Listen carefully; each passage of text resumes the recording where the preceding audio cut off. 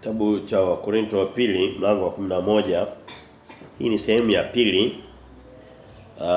Kichwa cha somo la leo kinasema sifa za mtumishi wa kweli wa Kristo. Sifa za mtumishi wa kweli wa Kristo.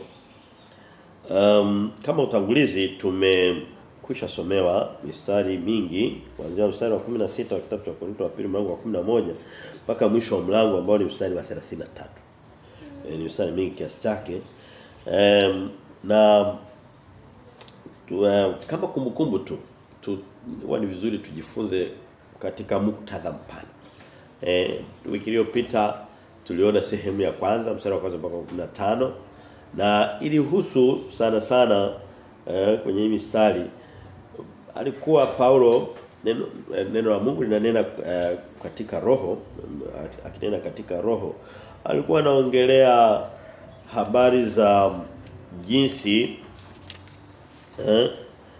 tabia za injili ya kweli kwamba haina mambo mengi, haina vitu vingi.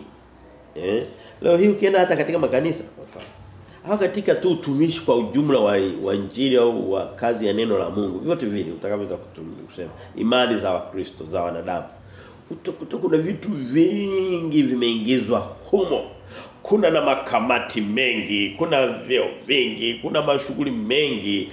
Alafu lile la msingi, ile injili, ule wokovu, ule utakatifu, ule uchamungu, lile neno unakuta halina nafasi, liko huko nyuma kabisa.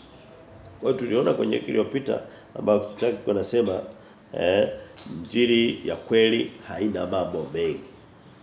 Ambapo ilitokana na ukweli kwamba kwa mlango wa sehemu ya kwanza ilitokana na ukweli kwamba Paulo wale wa Korintho ambao ananena nao hata leo ananena mimi na wewe pia na dunia nzima walikuwa kama wanamuona ni mpungufu fulani, hajakamilika kwa sababu hakuwa na vyeo vyake na elimu zake na sifa zake na vitu vingi na hata hakuwatoza hata pesa. Injili ilikuwa ni bure. Biblia inasema amepewa bure, toeni bure.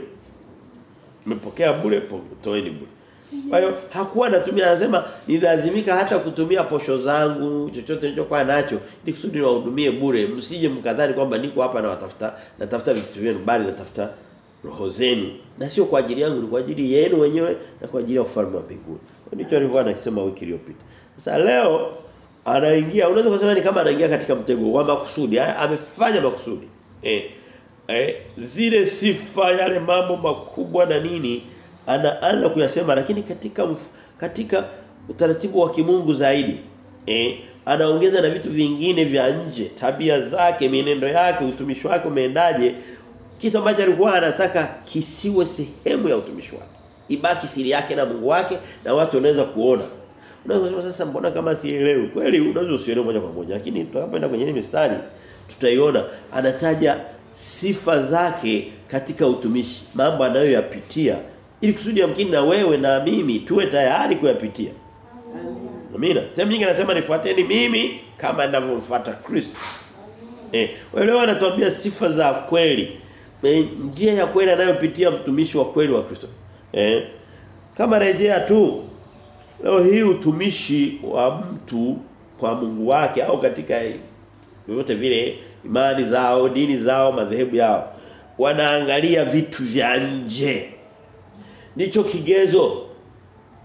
Mtakienda kwenye kanisa akaenda akakuta walijenga vizuri, wakapiga finishing safi, akafika pale akakuta mtumishi amevaa nguo fulani, majitu gani, wametengeneza nyimbo liturujia kali na nini, anafikiri ndipo Kristo yupo. Hizo sio sifa za kweli, hizo ni sifa za wanadamu. Anasema watu hawa huniabudu bure. Wakifundisha mafundisho yaliyo maagizo ya wanadamu. Watu wametungia maagizo yao, wakasema hiyo ndio dini yenu, huo ndio utumishi wenu katika injili. Ambayo sio kweli. Leo hii watu wanaangalia nini? Vyeti. Labda kama ni mtumishi anaangalia na vyeti vingapi. Ndio sababu sasa hivi unakuta hawezi akajipa kachoka askofu mpaka aitwe doctor. Ukimuuliza kabisa kwamba kimsingi neno doctor, kweli kabisa neno doctor linatokana na lugha za Kilatini za utaalamu. Doctor ni mtu aliyesoma mpaka kiwango cha uzamivu, inaitwa PhD. Ikahusika pia na doctor kwa maana ya tabibu, mtu anayetibu watu. Sio vilikuwa vinaenda sambamba, ilikuwa ni elimu zilizoanzia sehemu. Sasa inahusikaje huyu dokta wa usomi wake? Na ukiangalia unakuta hana alichokisoma. Ukiangalia hata tu nyuma alikotokea, alipitia kwenye tuvio ambazo hatuwezi kumpeleka katika mfumo wa kuwa huyo dokta. Na hata kama angepitia kwenye chuo cha uhakika akasoma kweli, lakini huyo dokta hauhitaji. Kwa hiyo tunaangalia vyeti. Walijaribu hata kumsumbua Paulo wa Korinto kwenye mlango wa 3 kama unakumbuka tulipotokea huko nyuma zamani. Walikuwa anasema sihitaji barua za utambulisho. Anasema barua yangu ni kazi ninayoifanya. Ni ninyi. Ni watu waliookolewa, ni watu wanaomjua Kristo, watu waliobadilika. Sio suti, utumishi sio suti, utumishi sio vyeti. Utumishi sio misauti unasikia mtu anaongewa. Yaani mtu hawezi siku hizi kwenye makanisa yao hawezi akawa mtumishi kama hajapata kijisauti chake. Hebu wote mlioko hapa msimame sasa hivi. Amina amina amina amina. Hivyo ndio wanaona kwamba ashakuwa mtumishi. Ukienda unaongea lugha ya kawaida, sauti ya kawaida, unaonekana kama ni mgeni katika utumishi. Nakwambia utakuwa mgeni katika utumishi wao, lakini ni mwenyeji katika utumishi wa mbinguni. Amen. Sio haya maigizo unakuta wako pale wanapigana mieleka, wanaangushana. Wengine wanakuambia vitu vingi vya uongo. Hizo sio sifa. Wewe tuzione sifa za mtumishi wa kweli wa Kristo, atasema Paulo. Sio hizi sarakasi. Vitu vinafanyika tu sarakasi. Kama sio sarakasi kwenye makanisa yao, basi ni liturujia zingine za kujitengenezea ambazo nazo ni za uongo upande wa pili.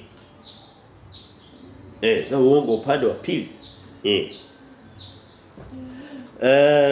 Sifa za utumishi tutakazoziona kwa haraka ni habari za mtu kujikana. Mtu kujitoa kwa ajili ya utumishi wa Mungu. Na ndivyo ambavyo watumishi wa Mungu katika historia ya neno la Mungu walivyokuwa. Sio hii hali mnayoiona ya watu kujikuta yuko kwenye utumishi au huduma inayoendelea ukashindwa kuitofautisha na dunia, ukasikia wanavyocheza, ngoma wanazopiga, midundo na nini, mavazi, kila kitu, na kauli wanazosema na siasa wanazozihubiri, wakawa hawana tofauti na dunia, hao wakawa wabaya kuliko dunia. Ni vitu vya siku za mwisho za shetani. Anasema siku za mwisho zitakuwa siku za hatari. Sehemu nyingine anasema watu watalikataa neno la kweli la uzima. Watatafuta mafundisho wanataka kuyasikia. Anasema katika kitabu cha Timotheo wa 2. Usifikiri ni nyakati nyingine Mungu anazozisema, ni hizi tunazoziona. Unaweza sasa ni miaka ipi? Na wote. Muda unavyopotea, unavyoendelea, watu wanatoka katika uwepo wa kweli ya Mungu, wanatimiza maandiko ya Mungu anayosema katika Timotheo wa 2:4. Anasema mstari wa 3 anasema, maana utakuja wakati watakapoyakataa mafundisho yenye uzima, wataikataa Biblia. Wakienda pale, kuna askofu mmoja sihitaji hata nitamsema, yuko huko Karagwe, anaitwa Sinai, nimemsahau nini sijui. Wanajuana wenyewe, ni wakubwa huko wanajijua. Yeye kila akifungua mdomo wake ni CCM, Chadema, siasa, maneno. Kweli sio mabaya kwa sema, lakini ndiyo kazi yako ya kwanza. Iseme sawa, lakini ndiyo kazi. Mpaka mtu anaweza kusema kwamba ukiuliza swali la mimi leo hii kuniuliza kwamba ninahubiri nini? Nina vitu vyote. Nimehubiri habari za uzima wa milele, nimehubiri wokovu, nimehubiri ujio wa pili, nimehubiri mwanzo mpaka ufunuo, nimehubiri agano la kale, nimehubiri agano jipya. Amen. Lakini kitendo cha wewe hata kama ni muhimu, lakini ndio wito wako wa kwanza. Sawa, umefanya vizuri, umeyasema. Sawa. Basi kazi ya daktari nini? Sikutibu. Hivi ukija ukakuta daktari muda wote anachofanya ni kufundisha tu, anafundisha vitu anafundisha. Utafurahi kwamba ni daktari mzuri? Fanya kazi yako uliyoitiwa ya kwanza. Hii ya kufundisha iwe nyongeza. Sio vibaya kabisa. Iongezee. Lakini anza na ile ya kwanza itimiza 100%. Wewe askofu unayesema kwamba unajua kufundisha siasa, fundisha basi Agano Jipya lote. Ukishalimaliza ingia kwenye siasa, nitakufuata na nitakukupenda na nitakuombea. Nafikiri tutakuwa tumeelewana angalau utangulia. Kwa hiyo leo sehemu ya pili, ya kwanza tulimeona, ya pili ndio hiyo ambayo tutaona sifa za kweli za mtumishi. Nazo tutazigawa katika makundi mawili, lakini kwa ajili ya muda ngoja tutaziona huko tunavyoendelea. Hebu tuende katika yale maandiko yenyewe. Sehemu ya kwanza inasema ukikaa na wasio makini utaambukizwa nao. Wale watu unaokaa nao, ukikaa katikati ya walevi utakuta una tabia za kilevi au unaweza kalewa. Sio somo gumu sana kulifundisha kwa sababu ni jambo liko obvious, liko wazi. Lakini watu ruhusu maandiko wakati mwingine yathibitisha haya mambo. Na Paulo anasema kwa sababu watu wana tabia za kujisifu, mimi ni lazima na mimi niwe kama wao. Yaani wana maambukiza, haikuwa tabia yake. Anasema mara moja, hebu niruhusu angalau kidogo tu na mimi. Muone tu hizo sifa kwamba ninazo au sina. Msifikiri kwamba nisipozisema kwamba sina. Lakini ngoja niwafungulie kidogo tu alafu nifunge. Natosha niendelee katika utumishi unaoitiwa. Amina. Watu guse hizo sifa. Na anapozigusa hagusi zile za kwao. Anagusa sifa ambazo hakutakiwa kuzigusa moja kwa moja. Lakini mimi nafikiri alifanya vizuri kuzigusa. Tujue kweli mtu ukitaka kupima sifa za mtumishi wa Mungu unatumia vipimo vipi? Mizani ya ipi unatumia? Mstari wa 16 anasema nasema tena, Wakorintho wa pili 11:16. Nasema tena mtu asidhani ya kuwa mimi ni mpumbavu. Lakini mjaponidhania hivi, mnikubali kama mpumbavu ili nami nipate kujisifu japo kidogo, kidogo. Anataka kuambia akasema umetokea huku nyuma wanamdharau. Kitu ambacho ni cha kawaida sana mtu anapokuwa anaenenda hata Kristo mwenyewe walimdharau vile vile. Watu wakauliza kwenye Mathayo 13 mwishoni. Wakasema huyu si ni mwana wa Seremala huyu? Na kaka zake si tunao hapa mtaani. Labda walikuwa wanaendesha bodaboda. Uwezo kujua yani watu wa mtaani. Na dada zake maumbu zake si fulani na fulani anasema si wapo hapa. Yaani sasa huyu ana nini sasa? Wao walitaka mtu atakaye kuja na LVX la nguvu na misuti ya nguvu, ametokea mbali hawamjui alipotokea, aanze sasa kuwatemea. Hata akiwaambia lala chini ni wakanyage, ndicho walikuwa wanataka. Ndicho na leo watu wanataka. Akija mtu akasema sikutosi chochote sifanye nini? Hem tukae chini tuchambue neno la Mungu. Huyu anaonekana ni mdogo. Kimsingi wakati mwingine naona ndipo tunakosimama sisi hapa kama mimi. Na sisi tulipo. Watu wanaona wadogo kwa sababu lakini hii ni kazi kubwa ya Mungu. Ndio wito. Hatupimwi kwa visuti na vigari vyao. Kuna mmoja nimeona siku moja, si ni mtumishi wa kitu gani? Kwenye madini yao. Haya ya mwendo kasi. Amenunua vex kubwa sijui amelikuta wapi, amechukulia wapi. Amesajili ili zile private plate numbers, zile namba binafsi, ameandika na jina lake. Tena kaweka na namba kwamba hii ni gari ya kwanza, fulani namba 1. Hapo kuna Kristo anaingiaje katika hayo mambo? Sasa ngoja atokeze kwao. Wanaweza wakambeba juu na wakamlamba viatu. Kristo anapenda kudanganya. Wanapenda, unaweza kuwahurumia lakini baadaye utasema wanapenda. Ni reality katika uhalisia.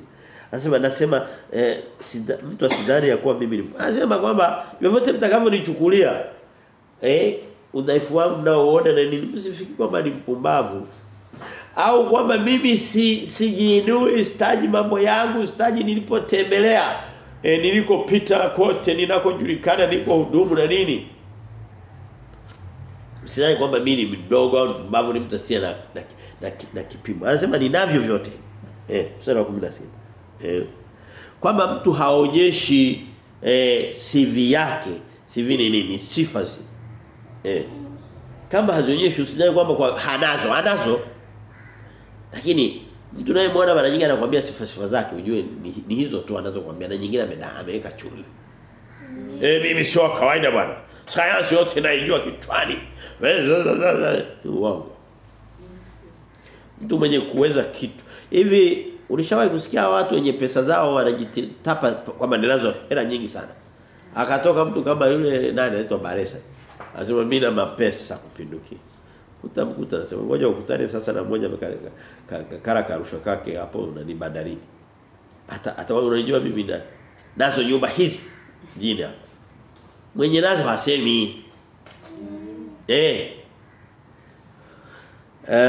Mstari wa kwa hiyo tunaona kwamba watu wanamwambukiza wale watu wenye tabia kujisifu sifa tena mbaya, inamlazimu na yeye kidogo ataje sasa sifa zake nzuri katika utumishi ambazo hakustahili sana kuzitaja, lakini ni muhimu kuzisikia vile vile ili zitusaidie kupima.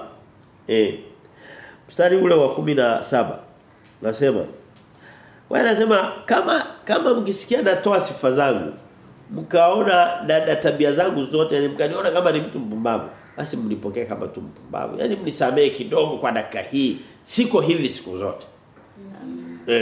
Sio vibaya wakati mwingine kuwaonyesha watu uhalisia wako alafu ukasimama ukaendelea katika maisha ya kawaida.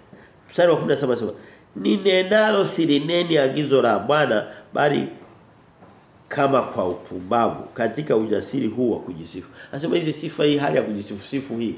Nilivyomtumikia Mungu, nilivyoteseka nimefanya nini? Sio agizo la Bwana. Lakini anajaribu kutumia lugha ya kujidhiri kidogo, kujishusha kidogo. Mimi nadhani ilikuwa ni vizuri sana tusikie hizi sifa. Zije hapa.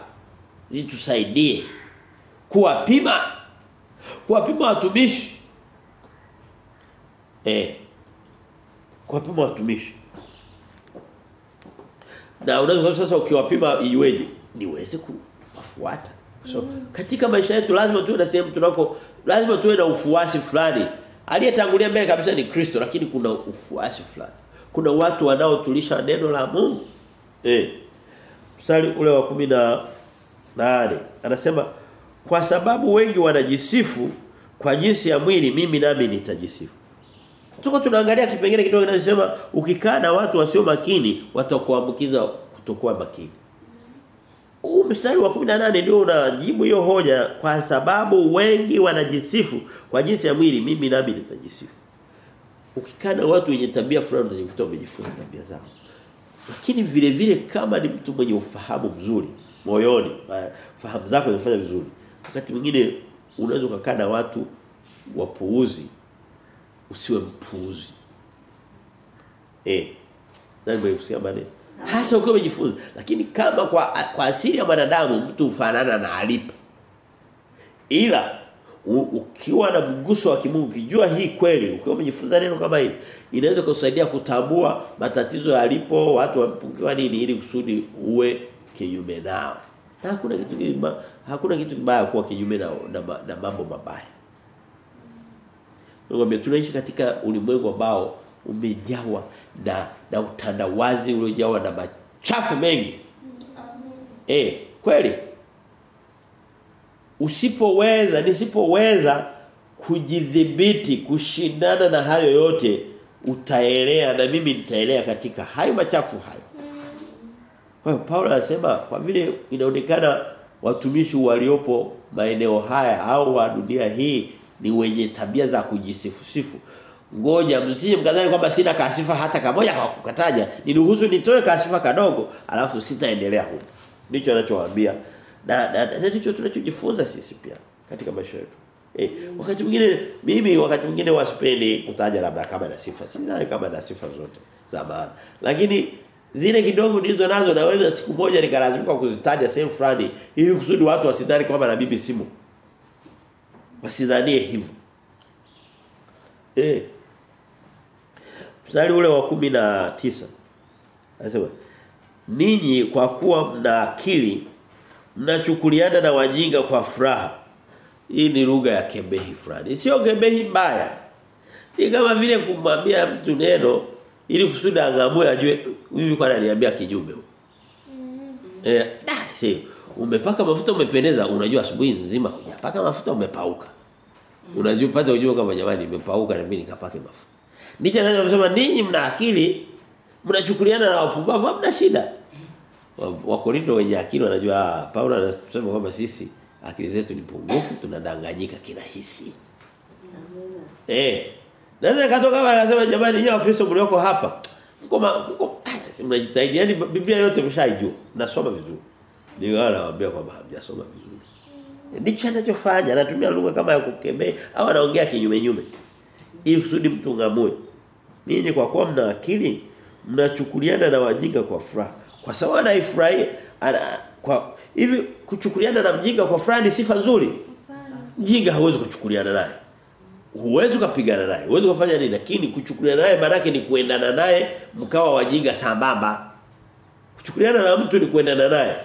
Sawa kuna aina fulani ya kuchukuliana tunaifanya lakini wajinga inatakiwa mjinga hajafundishwa unatakiwa umtoe ujinga ule umpe ufahamu. Huchukuliani naye. Wewe ukiona mtoto mpumbavu mjinga ukichukuliana naye humtendei mema. Unatakiwa umtoe ule ujinga. Nani mmekusikia hiyo? Una mtoto anaingia nyumbani saa 4 usiku. Unasema okay tunachukuliana. Wewe mwambie siku nyingine ataingia nyumbani usiku na ngeo.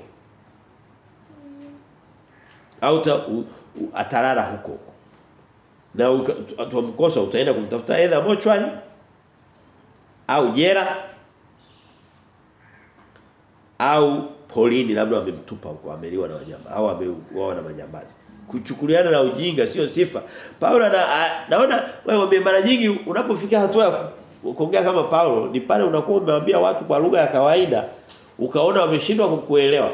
Sasa ukiangalia kitabu cha Wakorintho amekuwa kama anajaribu kuwafundisha vitu vingi unaona kwamba hawaelewi ndio sababu vitabu vyenyewe ni virefu alafu hoja ile anazirudia. Sasa ukiona umefika sehemu fulani unaongea kitu kwa kauli iliyonyooka hakieleweki unaanza kuongea kinyume labda ataelewa kinyume. Kuna kitu unajifunza. Ndio. Ujumbe mwingine unasema ukiona mtu anayekuongoza Paulo alikuwa anaongoza hawa watu kwa wito aliopewa na Mungu. Ukiona amefika hatua ya kwanza kukuambia kinyume ujue ameshachoka kukuambia kiukweli. Ameanza kutumia lugha ya mafumbo ili kusudi ungamue labda. Hata Yesu ndicho aliwafanya Mafarisayo. Mafarisayo walisema hivi ufalme wa mbinguni utakuja kujaje hasa? Yaani hebu tuambie wewe umetoka huko kile kitu unakijua tuambie tuwe wazi kabisa. Yesu akamwambia ufalme wa mbinguni hauji kwa kuchunguza. Kwa sababu ufalme wa mbinguni uko katikati yetu. Ni majibu sahihi kabisa ufalme wa mbinguni uko katikati yetu. Lakini nyuma alipokutana na wanafunzi wake wenyewe wale ambao wanamsikiliza vizuri ambao hahitaji kuwafumba Mathayo 24 Petro na wenzake wakamuuliza sema mwalimu tuambie siku ni haya mambo yatatokea lini ni nini dalili za kuja kwako na mwisho wa dunia. Swali alikuwa hana tofauti na Mafarisayo. Ila Yesu akaanza kuwaambia asema angalieni mtasiwadanganya. Watu watamanabii wa uongo na nini. Sasa angeweza kuwafundisha Mafarisayo angeweza kuwafundisha habari za manabii wa uongo wakati ndio wenyewe wa manabii wa uongo. Aliwapa jibu linalowafanana.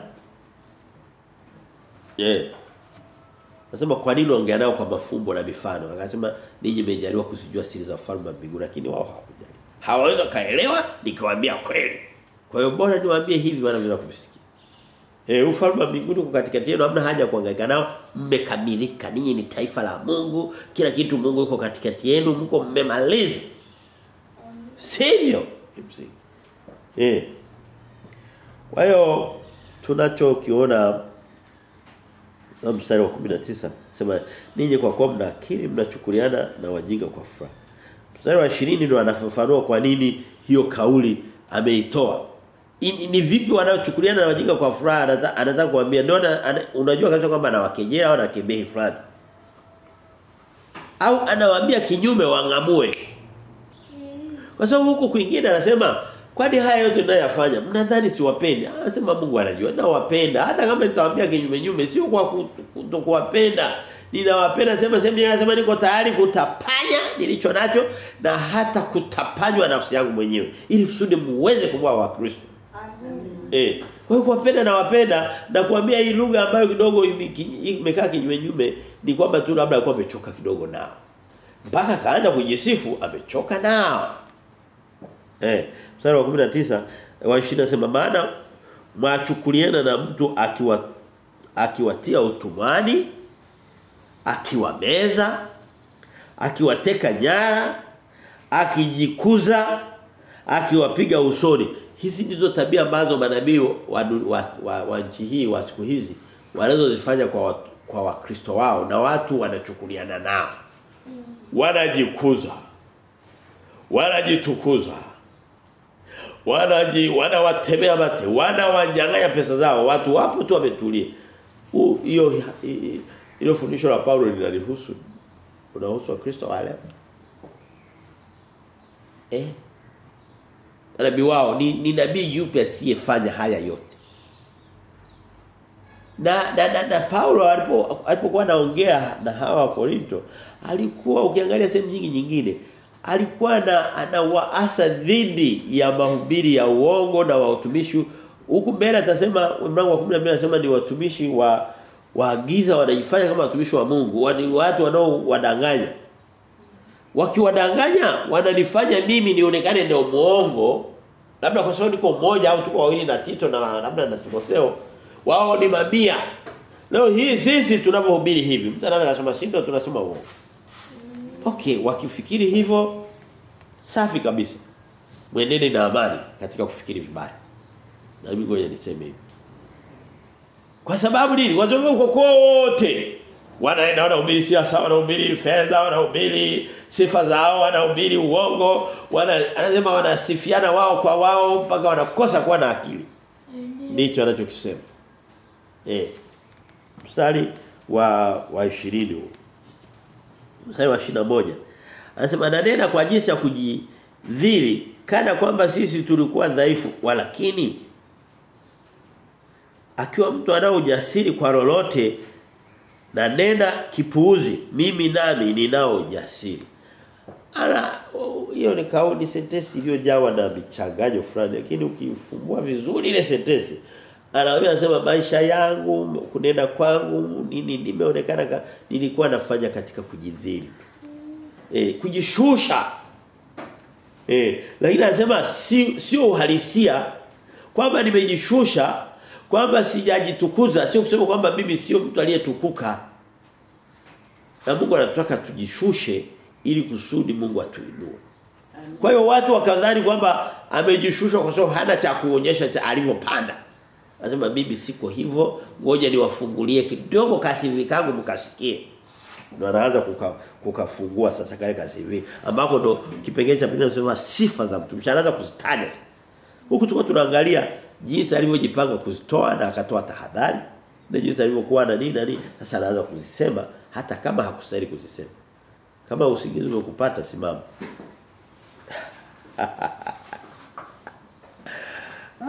Mstari wa 22 tunaangalia sifa za mtumishi wa kweli. Ndio tunakuja kwenye kichwa maandiko yenye kugusa zaidi kichwa kizima cha somo la leo. Mstari wa 22 anasema wao ni Waebrania na mimi pia. Wao ni Waisraeli na mimi pia. Wao ni uzao wa Ibrahimu na mimi pia. Mstari wa kwanza huo mstari wa 22 anaanza kutaja, inaonekana walikuwa wanajisifia Uisraeli wao,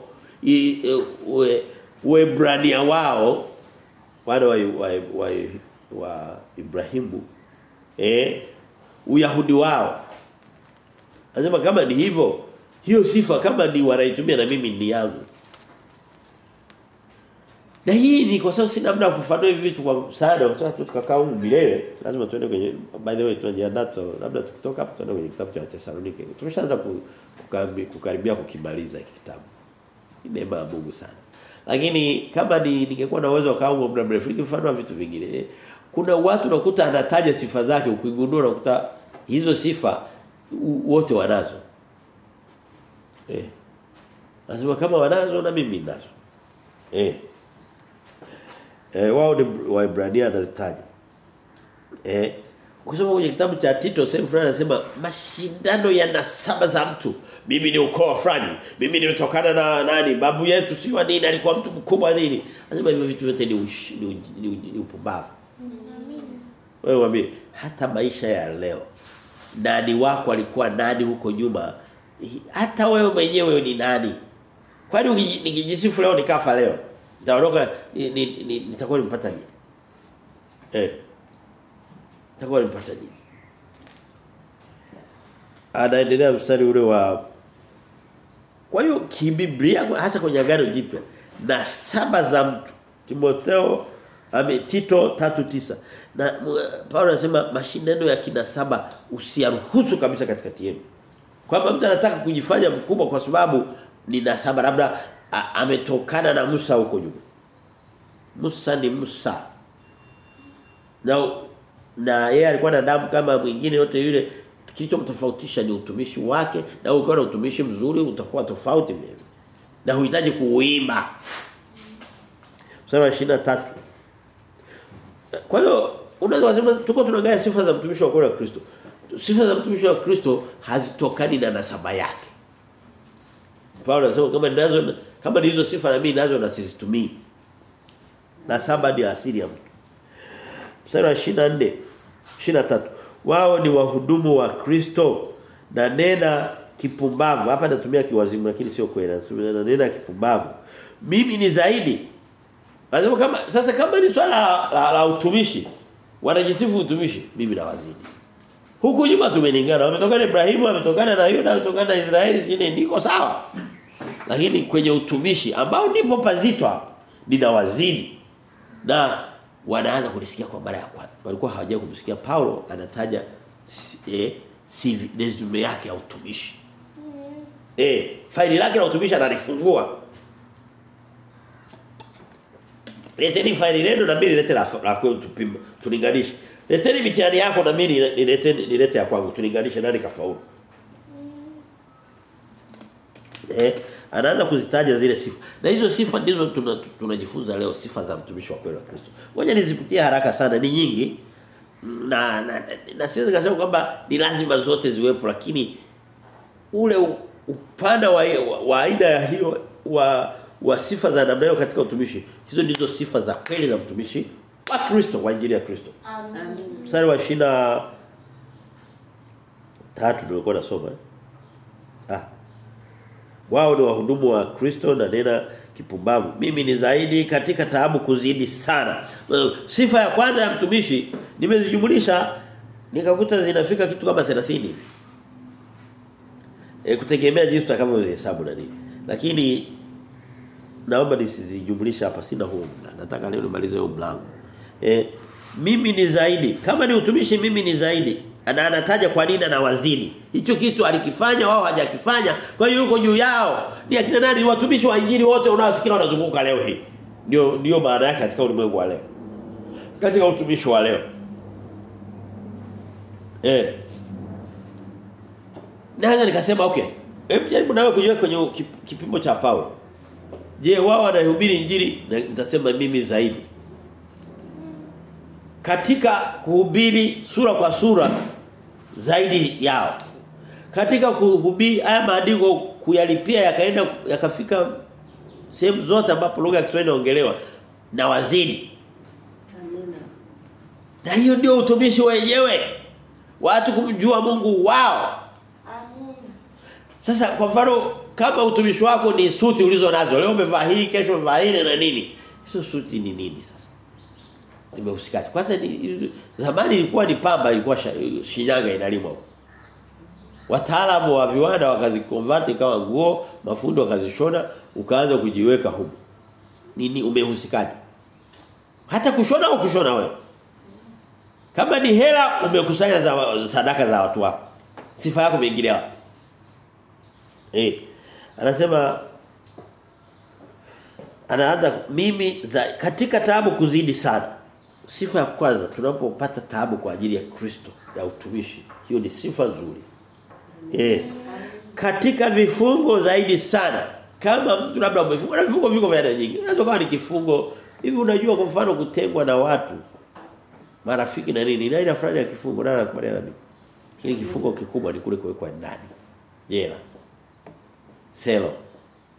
Abusu. Wote. Katika mapigo kupita kiasi. Kupigika. Yaani mapigo yako mengi, kuna mapigo hapa nayo taumaanisha ni fimbo. Adhabu. Anapigwa alipokuwa ukisoma kwenye kitabu cha Matendo ya Mitume sehemu nyingi alikuwa anapigwa. Mlango wa 14 alipigwa mpaka wakafikira amekufa. Walipokuwa wanajiandaa kumkusanya labda wampeleke labda sijui mocho wale wapi, akasimama hivyo akaondoka. Hapo. Katika mauti mara nyingi yaani yuko katika hatari za mauti mara nyingi. Kitu ambacho kinaweza kukugharimu uhai wako papo kwa papo. Katika mauti mara nyingi. Wewe hii haina tofauti kusoma kwenye Luka 13 ukitaka kusummarize au kuleta ufupisho wa ujumbe huu. Luka 9:23, Luka 14:26. Luka 9:23 wanasema mtu asipobeba msalaba wake na kunifuata kila siku hawezi kuwa mwanafunzi wangu. Sasa kama huwezi kuwa mwanafunzi wa Kristo, utakuwaje mtumishi wa Kristo? Umeshindwa kuwa mwanafunzi. Je, mtumishi? Yaani umeshindwa kuwa mwanafunzi, utakuwa mwalimu? Utakuwa mwalimu baada ya kuwa mwanafunzi. Kwa hiyo Paulo anataja sifa zake za utumishi wake, kiwango chake cha misalaba anaweza kuibeba na kutembea nyuma ya Kristo. Utumishi wetu unapimwa kwa kiwango cha misalaba tunaweza kuibeba. Suti ni misalaba. Kula sadaka na kushiba kitambi ni misalaba. Kusifiwa na wanadamu wote huku na huku ni misalaba. Hapana. Kutembea kwenye VX wakati waumini wako, ndara zenyewe zimesagika. Wewe ni msalaba huo. Lakini ndivyo, hiyo ndio standard ya mtumishi wa injili wa leo. Hakuna anaweza kupingana na hii kauli. Mtumishi wa leo, nabii wa leo, viongozi wa dini leo, si maaskofu, si manini hao makasisi, si ni jinsi anavyoweza kula mivinyo usiku na pombe. Ni msalaba. Labda ni msalaba wa kuumwa kichwa asubuhi yake. Ya kujitafutia. Lakini sifa alivyo Paulo anataja sifa za kweli. Mateso anaweza kuyapitia kwa ajili ya Injili. Wewe kusoma neno la Mungu, ukasoma Biblia. Mimi kila mwaka, huu ni mwaka kama wa 7 mpaka wa 8. Kila mwaka lazima nisome Biblia mara moja hata na nusu. Si kazi rahisi. Itanilazimu niache vitu fulani, niache vipindi fulani, niache hobby fulani, fanye nini? Ili kusudi na nikishajua niajue kwa ajili yangu, lakini kwa ajili pia na yenu na watu wengine. Unaweza sasa umeona wewe kwambia sio kwangu ni kamsadika ndogo sana. Kuna msalaba mkubwa ambao ningeweza kuubeba, labda siwezi. Na ni udhaifu wangu mbele za Mungu. Lakini angalau ni uelekeo wa msalaba kuliko msalaba wa kuwa na kitabu kikubwa. Unaweza kuwa msalaba baadaye kushapata magonjwa ya nani yasiyoambukiza, lakini ya kujitafutia haya. Katika mauti mara nyingi, mstari wa 24 anasema, kwa Wayahudi mara 5 nalipata mapigo 40 kasoro moja. Mstari wa 24. Na mstari wa 25 usome pamoja nao. Mara 3 nalipigwa kwa bakora. Mara 1 nalipigwa kwa mawe. Mara 3 nalivunjikiwa jahazi. Kucha nimepata kukaa kilindini. Hayo mapigo na yote alikuwa anayapata nini? Kwa sababu ya jukumu la kupeleka injili isipofika bado, au sikiwa bado, au isipopokelewa bado. Ikamlazimu apigwe, afanye nini? Mfano nimetoa mfano, sina muda kwenda maandiko leo ni mengi, lakini niweza kwenda kwenye Matendo ya Mitume sehemu nyingi. Efeso kwenye mlango wa 19 aliyomkuta kule. Mji mzima ukuta haruki wa Yerusalemu alipoingia kwenye mlango wa 21. Au akataka kumgawana, yani mmoja achukue mkono, mwingine shingo, mwingine mguu, mwingine utumbo, yani wanataka kumchana. Akaokolewa na liwali. Lazima huu ndio msalaba. Na yote kosa yake ni nini? Sio kosa yake kwamba mtukana mtu, ameiba mali ya mtu, ameingia kwenye nyumba ya mtu. Ni kwa sababu alikuwa anajaribu kupambana na ufalme wa giza, kuwapa habari za Kristo. Wewe waambie shetani haachii mamlaka yake kizembezembe.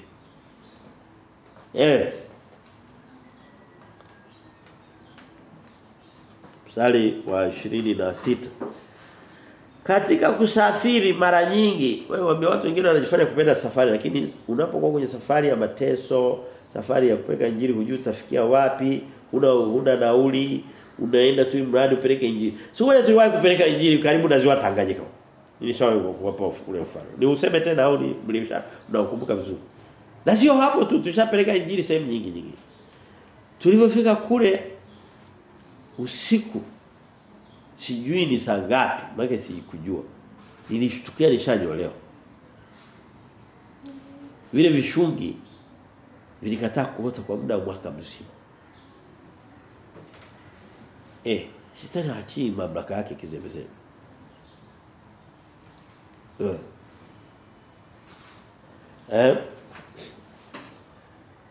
Na hatukwenda kwa sababu kuna watu walilipa, hapana. Tulifunga kula na kufurahia maisha ili kusudi tuweze kupata hiyo hela kutoka katika vyanzo vyetu tuweze kwenda. Hapo mtu anaweza kujisifia katika hilo. Wewe kwambie, nabii akitaka kwenda kwa atakwambia mkodie hoteli, andaa vijana wa kwenda kama kuclear mazingira na ikiwezekana na trafiki wa serikali wa kufanya nini? Wa kusafisha barabara apite nabii. Hamjawahi kuona? Nenda kwenye YouTube. Maana alafu andaa ndege first class. Kama haifiki kule, ashuke Mbeya, alafu mandalie gari la kodi la VX na kiyoyozi juu mpaka cha kuganda. Ndio akifika kule muhakikishe kwamba iko 5 star, 3 star. Hoteli yoko kubwa pale, alafu andaa kuku wa kienyeji. Wa kuchoma, wa kaanga, makange. Injili gani hiyo? Mateso gani hayo? Tuendelee. Mstari wa 20, katika kusafiri mara nyingi, katika hatari za mito, hatari za wanyang'anyi. Yaani anapita sehemu ambapo hakuna hata njia. Labda hajui hata kuogelea, unalazimika, hebu jiulize. Unalazimika uko hatarini kukatiza mtu. Upeleke injili. Mtu alikuwa na upendo mkubwa sana na Kristo, lakini na watu wake. Yuko tayari kuzama mitoni ili kusudi awapeleke. Katika hatari za mito,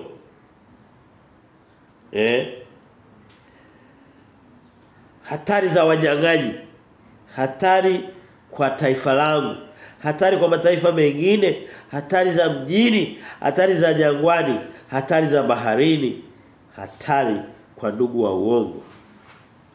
Nasema hizo hatari ndio misalaba hiyo. Wewe utumishi, kama kuelewa chochote ndio wanasema utumishi wa kweli wa Kristo ni kubeba misalaba. Amen. Na huhitaji kuambia watu kwamba nifanye hiki na hii. Inalazimika tu mara moja kama kuwapa mfano, msifikiri kwamba naongea tu kutoka hewani. Hata niliwaambia nilipoenda mpaka nikajolewa. Of course kwa wengine hawakujolewa sisi kwa.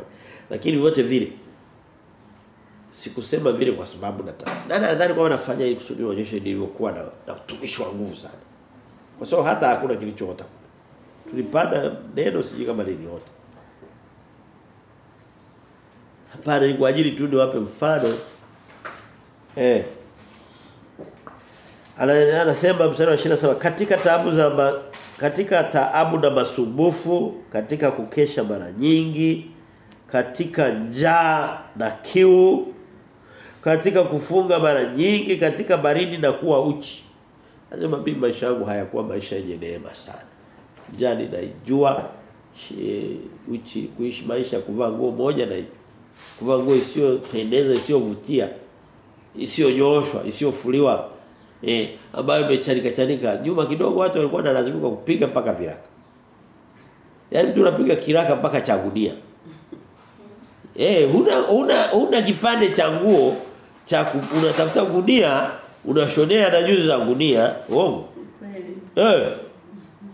Na viatu unakata tairi. Hakubazi fulani yale. Anasema, kwa hiyo anasema hayo yote hayo hiyo kama unaweza kufanya hivyo katika jina la Kristo, katika utumishi wa Kristo, kama ni sifa unaweza kuzitoa, basi zitoe hizo. Paulo anasema nazo sikustahili kuzitoa. Itakiwa ni zibaki katikati yangu na Mungu wangu basi. Amina. Watu waone wanachoweza kuona, lakini kwanza kuzimwaga waziwazi nimelazimika kwa mpumbavu kwa sababu nimelazimishwa na wengine. Nimeona niwape sifa, maana yake nasema kwa niaba ya Paulo. Kwa niaba neno la Mungu. Niwape sifa za kweli ili ukusudi atakapokuja mtu analeta sifa zake za uongo muweze kuzijua kwa sababu za kweli mnazijua. Ndio sababu lazima kuzisema. Amina. Ndio sababu lazima kuzisema. Wakati mwingine unaweza kama ni mzazi mtoto asijue ulijitoa kiasi gani katika kumlea. Maana sio garanti kwamba kila wakati mtoto alelewe vizuri. Ukajikuta unalazimika kusema ulivyojitoa ili kusudi asije akaelewa tofauti. Lakini lengo sio kusudi muonyeshe kwamba ulitenda makubwa sana pana, ni kumfundisha ajue na kesho na yeye ajue ni namna ya kujitoa kwa ajili ya mwanae kama atapata. Amen. Amen. Mstari wa 28. Anasema baridi naijua, tabu nazijua, kusafiri bila kujua nalala wapi naenda wapi najua. Wewe kwambia hakuna kitu kizuri kama kulala nyumbani kwako. Hivi hujawahi kwenda kwenye labda ni hoteli au ni nyumba yote ile. Kitanda ambacho akizoea ukalala ukajikuta usizi unageuka mpaka kuna kucha. Au unapata ka usingizi baadaye. Kwambia ukienda kwenye kitanda ulichokizoea. Hata kama sio kizuri kiasi gani, unaupata usingizi safi. Sio umeshazoea. Yeye alikuwa anajikuta analala kwake leo, kwanza kwake hakuwa nako. Lakini angalau sehemu anayojua juu. Kesho amelala ugaibuni. Apokelewe, alazwe kwenye alazwe na mbuzi. Kuna nyumba nyingine unakuta watu wanalala huko na mbuzi na kuku. Na kuku wana wadudu wale. Unajua? Hata mbuzi wana wadudu wao. Kupe. Unakuta unalazwa na yaani unalala karibu na kuku, wale wadudu wa kuku wale. Wakaanza kukuwasha. Unapolala. Na ngoja mwambie ni mara chache sana mtu akiwa mgeni wamtafutie kitanda bora kuliko cha wengine. Watakupa kile cha mwisho kwa mgeni. Wana anaendelea nasema mstari ule wa 20 na anasema baghairi ya mambo ya nje yako yanijiayo kila siku ndio maangalizi ya makanisa yote. Anasema pamoja na taabu zote hizo mambo ya nje ambayo yananipata katika uende nini. Anasema ndani ya moyo wangu pia kuna kuwa na habari za kusimamia makanisa.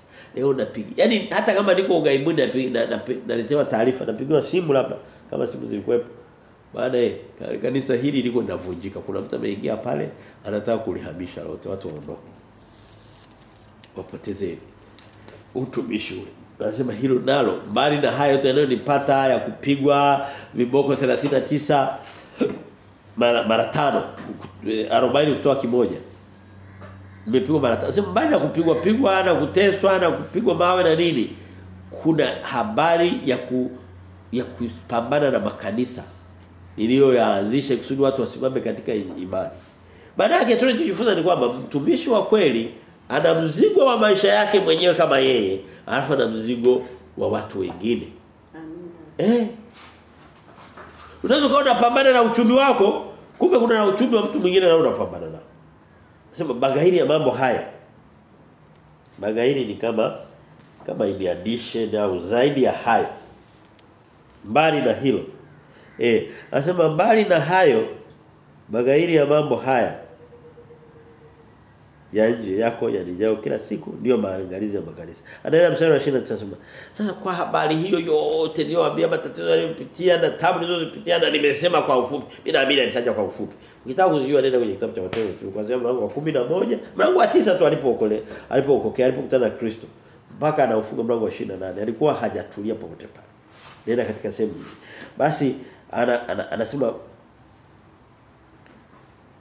mstari wa 29 anasema ni nani aliye dhaifu nisiwe dhaifu nami, ni nani aliyekwazwa nami nisichukizwe. Hajasema nisichukiwe, nisichukizwe. Anasema kama ikitokea kuna mtu akaanza kulalamika kwamba jamani huu utumishi ni kama niseme mfano ni kama tuko hapa ukaona labda kila siku naambia soma Biblia kanisani tufanye hivi na hivi ukaona kama ni mzigo labda anasema kuna mzigo na sio vibaya, ni vizuri uone kuna kama mzigo kama msalaba unakabeba ni vizuri sasa unaweza kama msalaba kakulemea ukataka kama vile kulalamika. Anasema sasa anaambia kama ni hivi kwa habari nilizowaambia mambo ninayoyapitia kama kuna ni nani aliye mstari wa 10 na wa 29 ni nani aliye dhaifu ukajisikia nimekuzidia udhaifu. Anasema kama ni udhaifu mnaolalamikia nani mmeona ninao. Mimi sio yule mtumishi ambaye wewe mwambie Yesu anasema katika kitabu cha Mathayo mlango wa 23 anasema ole wenu Mafarisayo na waandishi wanafiki. Tena alianza waandishi na Mafarisayo wanafiki kwa kuwa mnawatwisha watu mizigo mizito ambayo ninyi wenyewe hamtaki kuigusa hata kwa kidole hivi. Kwa hiyo anachotaka kuambia Paulo anasema kama ni habari za kusikia udhaifu, umechoshwa, huduma injili na mzigo umekuwa mkubwa na nini, labda ukisoma hata neno uelewe unaona niache tu na nini. Anasema je, mimi si zaidi yako? Je, kuna kitu nilichokuambia ufanye ambacho mimi sikufanya? Kuna ugumu niliyokuambia upitie ambao mimi siupitii? Hicho anachosema. Anasema ni nani aliyekwazwa nami nisichukizwe? Yaani anasema kama ni kuichoka injili na mimi nimechoka. Wewe mwambie mama anaelea mtoto. Usifikiri kwamba ni jambo rahisi sana. Wakati wa kuchoka na usikia. Yaani anafika sehemu fulani anajiuliza kati ya mawili ningekuwa labda tutasingekuepo au angekuepo. Yaani kwa katikati. Lakini anasonga mbele.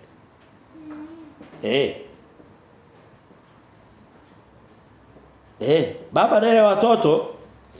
Anafika sehemu fulani anaona kila hela anayoipata inaenda kwa watoto labda anatamani na yeye avae kiatu kipi.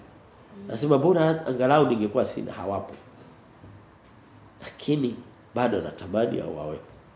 Yaani afika sehemu fulani anajiuliza yote mawili ana kama yanalingana uso. Nasema kama ni kuchoka na kuchukizwa na mimi nachukizwa vile vile lakini sitoki humo naendelea na kaza mwendo. Amina. Na kaza mwendo. Wewe niambie kama unasoma Biblia wakati mwingine unajikuta umechukuliwa na usingizi. Mimi pia. Tena hata jana. Yaani kwa nasoma kitabu gani? Ambacho nilijikuta yani nikasema basi ngoja niishi hapa. Na wakati huo nilitakiwa niandae somo la leo. Nishaliandaa lakini niliandae vizuri zaidi nikamilisha. Lazima nitaamka nafanya hiyo kazi. Uchukizwa kuchoka. Lakini je, tukichoka ndo tutoke humo? Hapana. Kaze mwendo. Anasonga mbele, tumalize mstari ule wa 30. Anasema ikinibidi kujisifu, nitajisifu mambo ya udhaifu wangu. Anaambia yote nilomaliza imenibidi imenilazimisha nijisifu, lakini sifa nilizozitaja ni mambo yanayoonyesha jinsi nilivyokuwa dhaifu. Sina makazi, kupigwa. Hivi unaweza kujisifu kwamba nilishapigwa viboko 39 mara 5. Hizo ni sifa hizo. Ni sifa za udhaifu, lakini mbele za Mungu ni sifa za nguvu. Amina. Nafikiri kuna kitu umejifunza. Sasa maandiko maarufu sana haya. Wakorintho wa 2:11 watu wengi wenye kupenda kuvutwa katika utumishi wanapenda kusoma haya maandiko, lakini kuna kitu tumejifunza.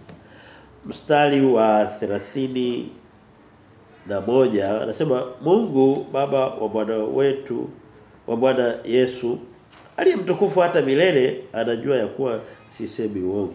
Paulo alikuwa anajua wasikilizaji wake kwamba ni watu ambao saa yote wanaweza kusema huyu mwongo tu. Yaani hawamwamini amini. Wewe mwambie hauna kitu kibaya kuishi na watu ambao hawakuamini. Ukitaka kuambia mpaka uamini hapana. Wewe mimi biashara za kuwapa ishara. Nikamwambia mtu akaona hataki kuelewa basi naweza nikampigia na picha. Nikamtumia. Kitu kwa hivyo akiona hajaelewa sema umeitengeneza basi umeisha hapa. Uniapishi. Lakini Paulo anasema Mungu wa mbinguni anajua nilichowaambia chote na nini sio uongo wala nini wala sio mambo ya kutunga ni kweli.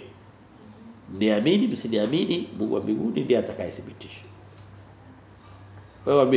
Wewe fanya simama kwenye haki yako. Watu wakubali, watu wakupinge, watu wakutenge, watu wafanye nini? Lakini na usitegemee kwamba Mungu atathibitisha wakati mwingine vitu vingine vitathibitishwa huko baadaye mbele ya haki. Amen. Kuna vitu vingine vitabaki hivi utaondoka na hatia na kusingiziwa na nini kabisa usithibitishwe kwenye ulimwengu wa leo. Mstari wa 32 anasema huko Dameski liwali wa mfalme Areta alikuwa akiulinda mji wa Dameski ili kunikamata. Anasema anatoa ni kama hajamaliza kueleza mapito aliyopitia, anawakumbusha tena hii ni mapema alipokuwa ndo ametoka kukutana na Kristo alipoanza kuokolewa. Ndipo alipokoswa kukamatwa na Dameski. Mstari wa 33 anamalizia anasema nami nikateremshwa ndani ya kapu katika dirisha la ukutani nikaokoka katika mikono yake. Anasema hivyo ndio vipimo vya utumishi. Wewe kwambie nabii wa leo anatafutwa na nani? Wakati anaitwa Ikulu kwenda kunywa chai.